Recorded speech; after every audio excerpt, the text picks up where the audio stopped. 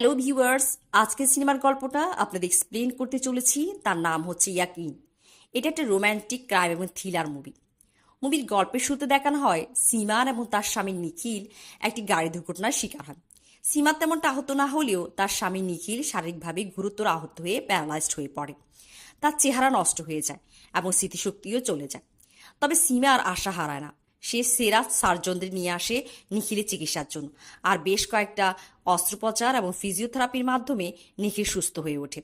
নিখিলে তার অতীত জীবনে কিছুই মনে নেই, তাই সে সীমারকেও চিনতে পারে না আর তাকে বিশ্বাস করতে চায় না। কিন্তু সীমার তার ভালোবাসা এবং যত্ন দিয়ে নিখিলে ভরসা জিতে এবং নিখিলকে সুস্থ করে হাসপাতাল থেকে বাড়ি নিয়ে আসে।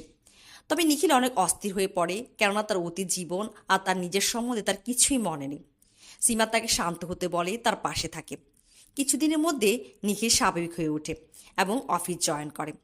অফিসে একদিন নিখিল যখন কিছু ফাইল দেখছিল, তার মধ্যে সে একটা কনফিডেন্সিয়াল ফাইল পায়, যাতে সে সীমারকে তালাক দিতে চায়। সেটা তালাকনামা আর একটা উইল পায়, যেখানে সে সীমারকে তার সম্পত্তি থেকে বেদখল করেছে। নিখিল নিখিল কিছুই বুঝে উঠতে পারে না। সীমা তার জন্য এত কিছু করে তাকে সুস্থ করে তুলেছে, তবে সে কেন এই সিদ্ধান্তগুলো নিয়েছিল তাদের দুর্ঘটনার আগে। সে তার বিজনেস পার্টনার ও বন্ধু প্রেমের সাথে গিয়ে এই নিয়ে কথা বলে। প্রেম বলে নিখিল হঠাৎ করেই ডিসিশনগুলো নিয়েছিল, তাকে এই নিয়ে কিছু বলেনি। রাতে এসে নিখিল সীমারকে এই কথা জিজ্ঞেস করে যে দুর্ঘটনার আগে তাদের দুজনের মধ্যে সম্পর্ক কি ভালো ছিল না। সীমা তাকে বলে তেমন কিছুই না, স্বামী স্ত্রীর মধ্যে যা হয় নিখিল তাকে সময় দিতে পারতো না, তাই সীমার মন খারাপ করতো। এই নিয়ে মনামানিগুলো চলছিল। নিখিলের মধ্যে সন্দেহ রয়েছে। রাতে তারা প্রেমের ছোট বোন তানিয়া, যে কিনা নিখিলের ভালো বন্ধু, তার আমন্ত্রণে তাদের বাসায় ডিনারে আসে। ডিনার শেষ করার পর তারা যখন চলে আসছিল, তখন তানিয়া সীমার থেকে লুকিয়ে নিখিলকে বলে তার সাথে আগামীকাল একটা জায়গায় দেখা করতে। নিখিল তানিয়ার সাথে পরের দিন দেখা করে। তানিয়া তাকে বলে তাদের দুর্ঘটনার আগের রাতে সে তানিয়াকে ফোন করেছিল এবং বলেছিল সীমারকে সে তালাক দিবে এবং সীমারের বিরুদ্ধে তার কাছে কিছু প্রমাণও আছে। নিখিল কিছুই বুঝে উঠতে পারছে না, কারণ সে কিছুই মনে করতে পারছে না। এর মধ্যে একদিন নিখিল তার গাড়িতে একটা প্যাকেট খুঁজে পায়, যাতে সে সীমারের সাথে অন্য এক পুরুষের অন্তরঙ্গ মুহূর্তের কিছু ফটো পায়। এগুলো দেখে সে নিজেকে আর সামলাতে পারে না, বেশ ভেঙে পড়ে। তবে সীমারকে সে কিছুই বলে না, সীমার থেকে দূরে থাকতে শুরু করে। সীমারও তা বুঝতে পারে।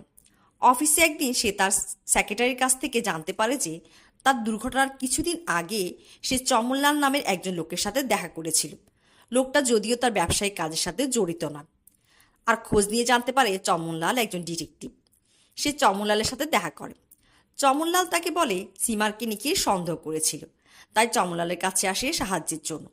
চমনলাল সীমারকে ফলো করে, যে ছবিগুলো নিখিল পেয়েছিল সেই ছবিগুলো তোলে এবং নিখিলকে দেয়। আর এর মধ্যেই নিখিলের অ্যাক্সিডেন্ট হয়ে যায় এবং সে তার কাজ বন্ধ করে দেয়। এগুলো শোনার পর নিখিল আরও বেশি অস্থির হয়ে পড়ে। সে পুরো সত্য জানতে চায় আর চমনলালকে আবারও কাজে লাগিয়ে দেয়। চমনলাল খোঁজখবর নিয়ে এসে নিখিল ও তানিয়াকে জানায় যে সীমার কবির নামে একজনের সাথে সম্পর্ক রেখেছিল। কবির একজন সিঙ্গার, সে একটা হোটেলে সিঙ্গার হিসেবে গান গাইতো। তারা সে হোটেলে যায় আর জানতে পারে যে যেই দিন নিখিলদের অ্যাক্সিডেন্ট হয়েছিল সেই দিনই কবির রিজাইন দিয়ে চলে যায়। এখন প্রশ্ন রয়ে যায় কবির কোথায় আছে। এদিকে তারা যেদিন চমনলালের সাথে দেখা করে এবং কথা বলছিল, সীমা নিখিলকে ফলো করে এবং তাদেরকে দেখে ফেলে। এর পরের দৃশ্যে আমরা দেখি নিখিল একদিন গোপনে সীমারকে কবিরের সাথে ফোনে কথা বলতে শুনতে পায়। কবির সীমার সাথে দেখা করতে চায়। সীমার প্রথমে না করলেও শেষবারের মতো কবির সাথে দেখা করতে রাজি হয়। নিখিল আর চমনলাল সীমারকে অনুসরণ করে একটা নির্জন বাড়িতে পৌঁছায়, যেখানে তারা দেখতে পায় সীমার এবং কবির একসাথে ঝগড়া করছে। সীমার কবিরকে বলে সে এখন নিখিলকে ভালোবাসে, তাকে তার জীবন থেকে চলে যেতে। এর মধ্যে চমনলাল হঠাৎ পা পিছলে পড়ে যায় আর আওয়াজ শুনে কবির সেখান থেকে গাড়ি নিয়ে বেরিয়ে পড়ে। নিখিল জঙ্গলের মধ্য দিয়ে কবিরকে ধাওয়া করতে থাকে। একটা সময় নিখিল তাকে ধরে ফেলে, তবে সে কবির নয়, কবিরের ভেসে সীমার। সীমার তাকে বলে এই পুরো ঘটনাটি সেই রচনা করেছে। কবির কখনো ফোনে বা বাড়িতে ছিলই না, কারণ সে মৃত। সীমার বলে যে তাদের অ্যাক্সিডেন্টের রাতে নিখিল সীমার এবং কবিরকে একসাথে দেখে ফেলেছিল এমন রাগে সে কবিরকে হত্যা করে। সীমার এও বলে যে কবির তার বিয়ের আগের ভালোবাসা ছিল, কিন্তু সে তার জীবনে ফিরে আসে, তাকে ব্ল্যাকমেল করে, বলে নিখিলকে সব বলে দেবে, তাদের অন্তরঙ্গ মুহূর্তের ছবি দেখাবে। আর সীমা না চাওয়া সত্ত্বেও তার সাথে কবিরের সাথে তার সম্পর্ক রাখতে হয়। তবে নিখিল তাদের সম্পর্কের কথা জেনে যায়। আর নিখিল যখন কবিরকে হত্যা করে, তারা কবিরের লাশটা একটা জায়গায় দাফন করে দেয়। সীমা নিখিলকে বলে যে সে বর্তমানে এই নাটকটা এই জন্য করেছিল যে তারা যখন নকল কবিরের পেছন নেবে তখন সে গাড়িটা পাহাড় থেকে ফেলে দেবে আর দেখাবে কবির মারা গেছে। যেহেতু নিখিলের কিছুই মনে নেই তার অতীতের, তাই নিখিলও বিশ্বাস করে নেবে।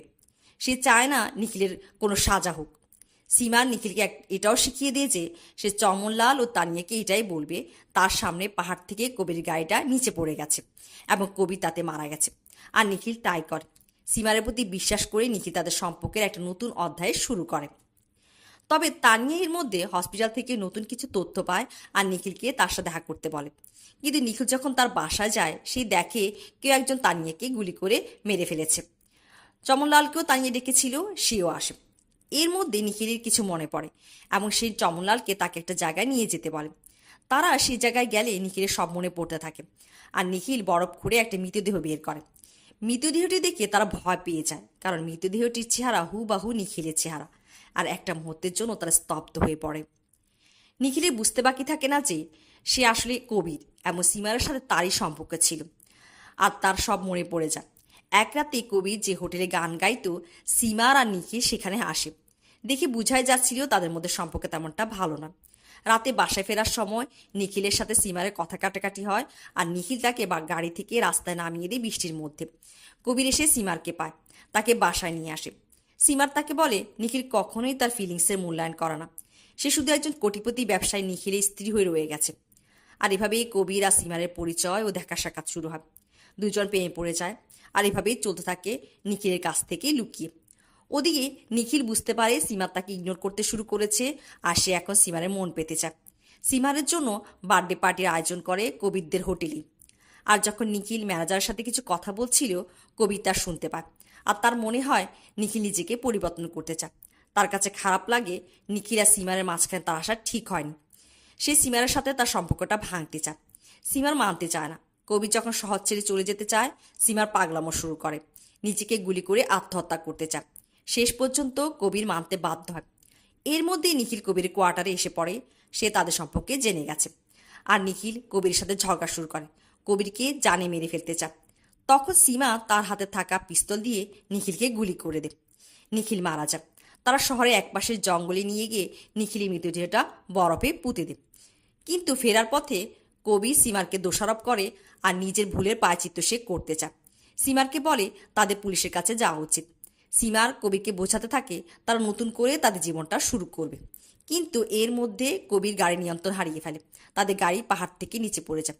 মারাত্মক দুর্ঘটনা ঘটে যা সব কিছু বদলে দেয়। কবির বর্তমানে ফিরে আসে। সে বলছে যে সীমা তার সাথে ধোঁকা করেছে। সীমা তার নিজের স্বার্থের জন্য কবিরের পরিচয়টা পর্যন্ত মুছে দিয়েছে। কবির এবং চমনলাল নিখিলের মৃতদেহ পুলিশের কাছে আনার সিদ্ধান্ত নেয়। কিন্তু সীমা সেখানে চলে আসে এবং চমনলালকে গুলি করে দেয়। আর সে এও বলতে থাকে তানিয়াকেও সে মেরেছে, কারণ সে কবিরকে হারাতে চায় না। সে চায় কবির নিখিলের পরিচয় নিয়ে থাকুক, যাতে তারা একসাথে থাকতে পারে। কিন্তু কবির তা মানতে চায় না। সে নিখিলের মৃতদেহটি নিয়ে হাঁটতে শুরু করে। সীমার তাকে পেছন থেকে ডাকতে থাকে আর একটা সময় কবিরকে গুলি করে দেয়। কবির মাটিতে লুটিয়ে পড়ে। সীমা তার কাছে আসতে কবির চালাকি করে সীমারকে ধরে ফেলে, তাকে পিস্তল দেখিয়ে গাড়িতে বসতে বলে। নিখিলের লাশটাও গাড়িতে উঠায়। তারা পুলিশ স্টেশন যাবে। সীমার গাড়ি চালাতে থাকে আর বলতে থাকে যে তারা একসাথে থাকতে পারবে না তো কি হয়েছে, একসাথে মরতে তো পারবে। এই বলে গাড়িটা প্রচণ্ড গতিতে চালিয়ে গাড়িটা নিয়ে পাহাড় থেকে নিচে পড়ে যায়। কবির ছিটকে বেরিয়ে পড়ে, বেঁচে যায়। সীমা সেখানেই মারা যায়। একটা মুহূর্তের জন্য কবিরের খারাপ লেগে ওঠে, কিন্তু সে পাপের প্রায়শ্চিত্ত করতে চায় আর নিখিলের মৃতদেহটি কাঁধে নিয়ে হাঁটতে শুরু করে। গল্পের শেষ দৃশ্যে দেখা যায় কবি নিখিলের মৃতদেহ নিয়ে থানায় পৌঁছায়। মৃতদেহটি টেবিলের উপর রেখে পুলিশ ইন্সপেক্টরকে সমস্ত কিছু বলতে শুরু করে। আর এখানেই গল্পটা শেষ হয়।